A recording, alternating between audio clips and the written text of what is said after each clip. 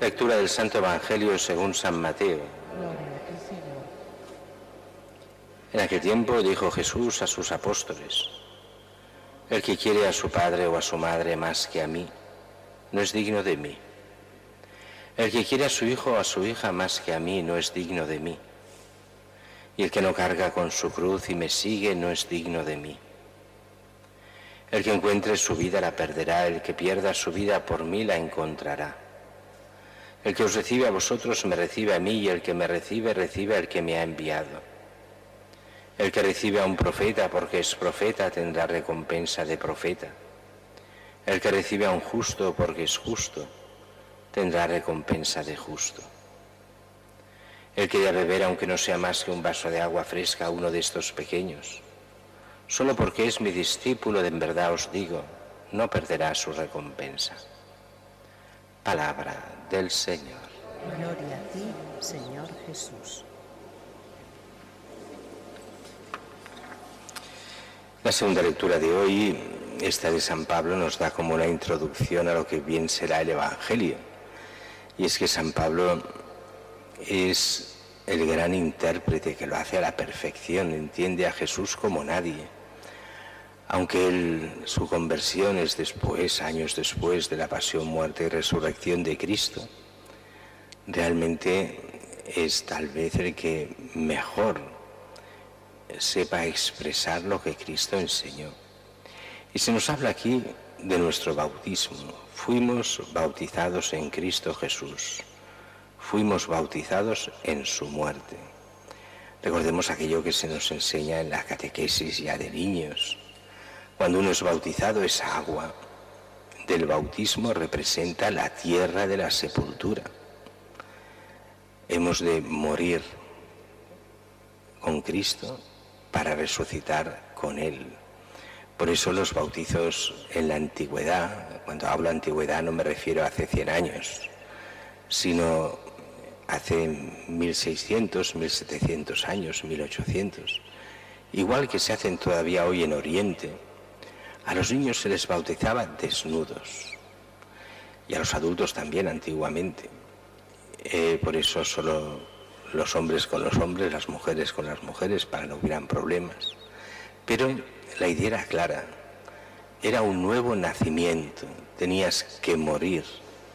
¿Y morir a qué? Morir al pecado y a todo lo que te aparte de Dios para resucitar en Cristo. Si en tu vida esto lo hacías y hacías realidad lo que habías prometido en el bautismo, renunciar al pecado, renunciar al mal, renunciar al diablo, y si aceptabas la fe, el credo, creías en Dios, Padre, en el Hijo, en el Espíritu Santo, en la Iglesia, en el perdón de los pecados, en la vida eterna, ¿crees? Sí, creo. ¿Recordáis? Lo repetimos todas las noches, la noche de la vigilia pascual, volvemos a repetir esa consagración bautismal. ¿Vives eso en tu vida, lo que prometiste y esa consagración que te hizo por el bautismo nuestro Señor? ¿Crees? ¿Lo pones en práctica? Tendrás vida eterna. Vivirás con Cristo para siempre. Si hemos muerto con Cristo, viviremos con Él. Cristo no muere más, ha resucitado. Ahí está nuestra esperanza, la resurrección, después de esta vida, la resurrección. Ahora bien, eso implica toda la vida, y con que implica todo lo que es nuestra vida, sin eso no se entiende el Evangelio de hoy, que es un Evangelio todavía más duro de lo que puede parecer, porque el texto original es más duro, aquí está suavizado para que lo entendamos mejor, pero es más suave. Dice el Evangelio de hoy: el que quiera a su padre o a su madre más que a mí, no es digno de mí. El texto original más duro dice: el que no odia a su padre y a su madre no es digno de mí. ¿Por qué lo han traducido así? Porque este es el significado de fondo. El amor al padre o a la madre o a los hijos, al lado del amor a Dios, es como si fuese odio. Infinitamente superior el amor que ha de haber a Dios que a cualquier otra cosa. De allí el primer mandamiento: amarás a Dios sobre todas las cosas, sobre todas las personas. Cuánta gente se aparta de Dios por el amor a las personas, por un falso amor a este mundo, y se apartan de Dios del todo. Oh, yo no soy mala persona. No, no, si nadie te dice que seas mala o buena persona, solo que no estás en el plan de Dios. Te has querido ir por los cerros de Úbeda, pero por Dios no haces nada. Por eso hay que amar a Dios más que al Padre y a la Madre. ¿Cuánta gente le ha costado tanto entenderlo y ha tenido que abandonar padre y madre para ser cristianos?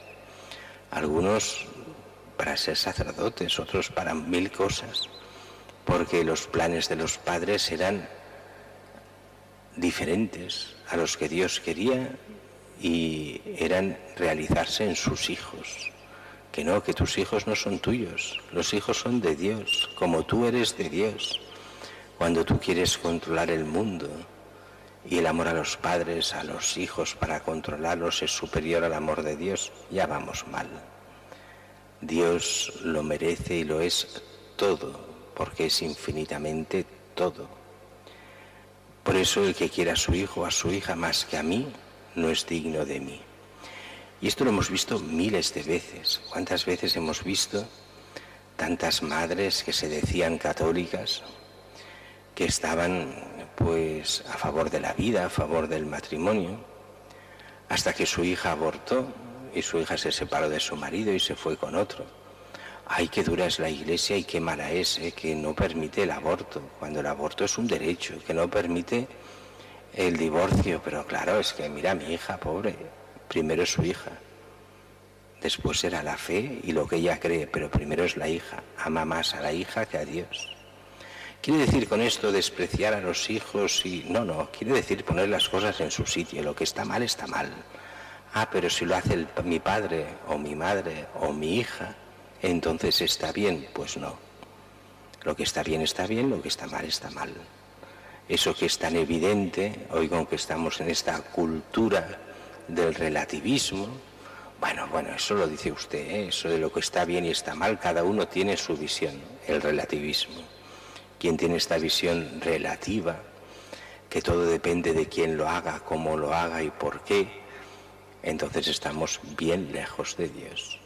Estamos en el egoísmo más absoluto y muchos cristianos están anclados en este egoísmo, o estamos a veces anclados en este egoísmo. Y continúa el Evangelio. El que encuentre su vida la perderá, el que pierda su vida por mí la encontrará. ¿Qué quiere decir eso? Pues, ¿qué es aquí el sentido de esta encontrar la vida o perder la vida? Aquí se refiere a aquello tan moderno de decir hoy en día, hemos de realizarnos. Lo importante es, pues, salud, dinero, amor, tener una posición, realizarme en la vida. No importa a quién pise, no importa lo que pase, yo lo tengo derecho a realizarme, a rehacer en otros casos mi vida, como sea. Tengo derecho a ser feliz. Esa mentalidad que hemos oído tantas y tantas veces y que no funciona, porque todos esos que dicen eso acaban mal, pero han de aparentar de estar bien, porque si no se considerarían unos fracasados, aunque acaban todos mal cuando vean con esta visión. Pero es esa visión de que mi vida, el realizarme yo, lo vale todo. Así que no importa el pecado, no importa la mentira, no importa el pisar a los demás. Yo me tengo que realizar. No importa nada más que yo mismo. Ese es el infierno ya en la tierra y después en la otra vida, clarísimamente. ¿Qué es entonces perder la vida para ganarla? Saber que con el mal, aunque aparentemente llegues lejos, no es la voluntad de Dios. Así que, precisamente por fidelidad a Dios y siguiendo sus mandamientos, no llegarás a ser el número 1 en la empresa, no llegarás a tener tantas cosas como tiene aquel o aquella, no llegarás a ser la persona aparentemente de más valor, pero serás fiel a Dios. Has perdido la vida de este mundo, en el sentido de que has perdido la pura apariencia del mundo. Has perdido el aparentar como si fueses quién sabe qué. Has perdido mucho dinero porque es fácil robar y aprovecharse de los demás. Así que eres un pobre desgraciado a los ojos del mundo. Y sin embargo, eres hijo de Dios y has seguido la voluntad de Dios. Has perdido la apariencia del mundo. Sin embargo, has ganado el amor de Dios. Es lo que hemos leído: el que pierda su vida por mí la encontrará. La vida auténtica aquí y la vida eterna. Mucho más importante que la vida aquí, aunque la vida aquí es el preámbulo, según cómo vivamos aquí. Ahí tendremos nuestra vida eterna. Y entonces, hablando a los que son cristianos de verdad, les dice Jesús, o nos dice Jesús: el que os recibe a vosotros me recibe a mí. El que me recibe, recibe al que me ha enviado. Un poco como diciendo, tanta gente dice, bueno, si Jesús se presentase hoy, bueno, yo me convertiría o no, pero yo paso de todo. ¿Cuánta gente la vemos así? Dios se ha presentado a vosotros y a todos. En cada cristiano está la presencia de Dios. Otra cosa es que el mundo no quiera acogerla, como no acogió a Cristo. El que no acoge a los cristianos como Cristo, no acoge a Cristo como no lo acogieron los de su época. En eso leemos el día de Pascua, el día de Navidad, no la noche de Navidad, el día de Navidad. Se lee aquel prólogo de San Juan, que después se repite el segundo domingo de Navidad. Aquel prólogo que nos habla de la palabra que está con Dios, que es Dios, Cristo mismo. Se hace hombre en Cristo, la palabra, la segunda persona de la Trinidad. Vino a los suyos, nosotros somos los suyos, pero no le acogieron. Resulta que el mundo no acogió a Cristo, como hoy no acoge a los cristianos. Es lo normal. La gente piensa que Dios ha de hacer cosas extraordinarias. No, Dios actúa en las cosas pequeñas, en cada cristiano, en cada cosa, en cada persona. Pero hemos de llevar su cruz.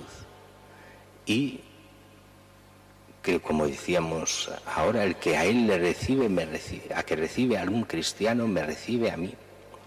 Por eso el apostolado de cada cristiano es tan importante, porque lo que hagáis cada uno es Cristo que lo hace. Y si lo dejáis de hacer es como si le impidiésemos a Cristo actuar. De ahí los pecados de omisión, el no querer hacer la voluntad de Dios, sino ir solo a la nuestra. Hay mucho cristiano que está como perdido en sí mismo, creyéndose muy bueno, no haciendo demasiados pecados, pero perdiendo todas las oportunidades de hacer el bien que el Señor nos da día a día. Y así nos habla aquí de las obras de misericordia, sobre todo a los que son cristianos. Eso es una de las cosas que tenían muy claras los primeros cristianos.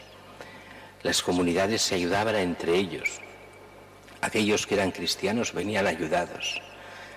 La gente egoísta decía, ¿y a los de fuera no? Decían, ¿cómo a los de fuera no? ¿Verdad que tú primero ayudas a tu familia? Primero ayudas a los tuyos. Y cuando ya no puedes ni ayudar a los tuyos, ¿cómo vas a ayudar a los demás? Y así, en las primeras comunidades eran tantos, nos lo explica Hechos de los Apóstoles, que se convertían porque veían cómo se amaban y se ayudaban los cristianos. También hay que decir la segunda parte, que también es verdad. Como siempre en la Iglesia, después vienen los que se aprovechan de los cristianos. El cristiano, por eso Jesús insistirá, ha de ser, sí, sencillo como las palomas, pero astuto como las serpientes, porque los aprovechados son muchos. Y es mucha gente la que cuando hay algo de lo que aprovecharse en la Iglesia va para aprovecharse. Y por eso, bueno, esa fue la razón por la que instauraron los padrinos de bautismo. Los padrinos de bautismo eran dos personajes que nombraba el obispo para ver si aquellos que se convertían lo hacían de buena fe o solo para aprovecharse de la Iglesia. Y en el momento del bautismo, El obispo hacía salir a los padrinos y les preguntaban: ¿creéis que de verdad son dignos de ser bautizados estos? Era bautismo de adultos. Decían que no, se había acabado el bautismo. Decían que sí, pues adelante. Los habían durante un año controlado para ver si su conversión era sincera o solo para aprovecharse de la Iglesia. Estos aprovechados continúan. También hoy son muchos los que la Iglesia les importa poco, Cristo les importa poco, quererse aprovechar de Cristo y de su Iglesia. Pidamos que nosotros no seamos así, pidámosle al Señor que nos ilumine y que nos haga ver que Él es el único Señor, el único Salvador, que Él es la fuente de toda bondad, que en Él hay, solo en Él, vida eterna, que sepamos convertirnos a Él cada día para poder entrar con Él un día en la vida eterna.